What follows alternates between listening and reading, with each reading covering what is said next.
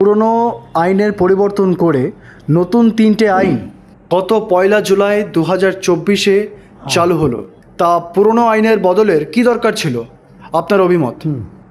স্বৈরাচারী সাম্প্রদায়িক গোড়া হিন্দুত্বের পূজারী সন্ন্যাসী রাজা মোদিজির নিশ্চিত ধারণা ছিল হিন্দুত্বের তাস খেলে হিন্দু রাষ্ট্র গড়তে আগামীতে তার দল আগামী 2024-এর এই লোকসভা নির্বাচনে একক গরিষ্ঠতা নিয়ে আসবে এবং সম্পূর্ণভাবে তিনি সংবিধানকে পাল্টে গণতান্ত্রিক কাঠামোকে ভেঙে তছনছ করে দিয়ে তিনি একনায়কতন্ত্রে পরিণত করবেন এবং হিন্দু রাষ্ট্র গঠনে তিনি তৎপর হবেন। যে সমস্ত পুরনো আইন রয়েছে তার কিছু কিছু অংশকে বাতিল করে সমস্ত ক্ষমতা রাষ্ট্রের হাতে থাকবে, প্রশাসনের হাতে থাকবে। বিরোধী রাজনীতি দলের বা কোনো নাগরিকের সরকারি বিরুদ্ধাচরণ করবার কোনো ক্ষমতা তাদের হাতে থাকবে না। আমরা দেখেছি দেশের সাধারণ জরুরি অবস্থা চলাকালীন যে ক্ষমতাটা রাষ্ট্রের হাতে থাকে, প্রশাসনের হাতে থাকে, যে কোনো সময় যে কোনো বিরোধী দলকে, বিরোধী দলের নেতাকে বা দেশের সাধারণ নাগরিক যারা সম্পূর্ণভাবে সরকারের কোনো নীতির বিরুদ্ধে সমালোচনা বা আলোচনা করতে গেলে তাকে দেশদ্রোহী তকমা দিয়ে অ্যারেস্ট করে রাখা যেত এবং তার বাক স্বাধীনতা বলে কিছু থাকতো না। নতুন আইনে সাধারণ অবস্থায় সে সমস্ত তৈরি করা হয়েছে। ইন্ডিয়ান পেনাল কোড পাল্টে যেটা তৈরি করা হলো, ইন্ডিয়ান পেনাল কোডের 511টি ধারা চেঞ্জ করে 358টা ধারাতে ভারতীয় ন্যায় সংহিতা তৈরি হলো, যেটাকে বিএনএস বলছে। তো 358টার মধ্যে 20টা নতুন ধারা যুক্ত হলো। 33টা যে অপরাধ ছিল সেই অপরাধের পানিশমেন্ট যেটা ছিল আগে সেই অপরাধ ঠিকই থাকলো, কিন্তু পানিশমেন্ট প্রচুর বাড়িয়ে দেওয়া হলো।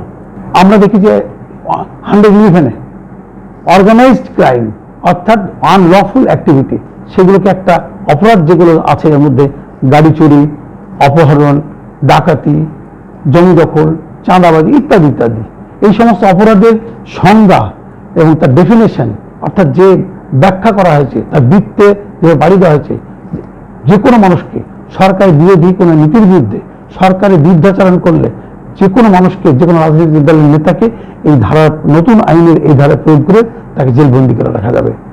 ভাবুন, এটা 112 একটা পেটি ক্রাইম। যে কোনো অপরাধকে পুলিশ মনে করলে যে কোনো মানুষকে থানাতে আটকে রাখতে পারবে। যে কোনো ধরনের অপরাধের ব্যাখ্যা এমনভাবে দেওয়া হয়েছে যে যে কোনো অপরাধকে পুলিশ মনে করলে এই অপরাধী বা এই ক্রাইমটা সে করেছে তাকে অ্যারেস্ট করে রাখবে, বিনা বিচারে তার নাম বিচার রাখবে, তার জন্য তাকে কৈফিয়ত দিতে হবে না কোনো পুলিশকে। ভারতীয় নাগরিক সুরক্ষা সংহিতাতে দেখছি 172 সেকশনটা 172তে বলছে যে কোনো সময় আমরা যারা একটা কোনো সেকশন পুলিশের কাছে কোনো অপরাধের ব্যাপার নিয়ে গিয়ে একটা এফআইআর করি, কোনো মানুষ কাউকে টর্চার করলে, কোনো মানুষ শ্লীলতাহানি করলে সাধারণ মানুষ, সাধারণ নাগরিক থানায় গিয়ে একটা জিডি করতে যায়, এবার কোনো এফআইআর করা যাবে না। তাকে ঘটনা জানার পর পুলিশ যদি মনে করে প্রাথমিক তদন্তের পর যে না এটা এফআইআর করার দরকার আছে, সে তদন্তের পর যদি মনে করে তবেই সে গ্রেপ্তার করবে।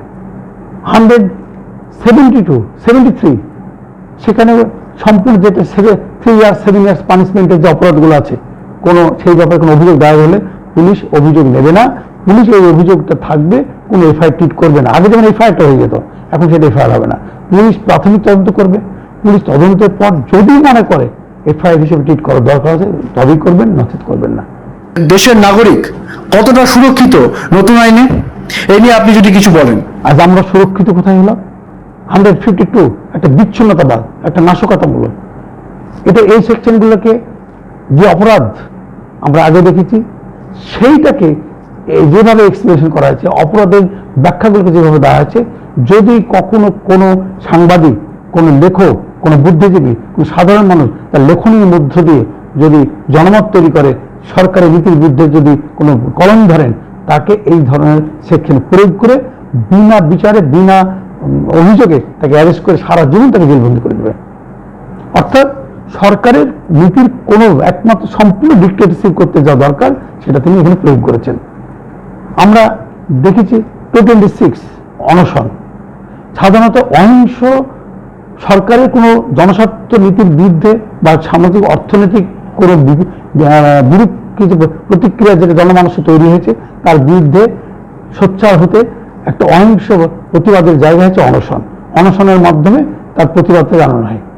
এখানে সেই অনশনটাকে যেভাবে ব্যাখ্যা করা হয়েছে তাতে সরকারকে সরকারের এই রীতির বিরুদ্ধে করতে গেলে তাকে সম্পূর্ণভাবে এই সেকশনটা ব্যবহার করে 20 ব্যবহার করে তাকে জেলবন্দি করে রাখা যাবে। কোনো অনশন, কোনো আইন অমান্য কিচ্ছু করা যাবে না।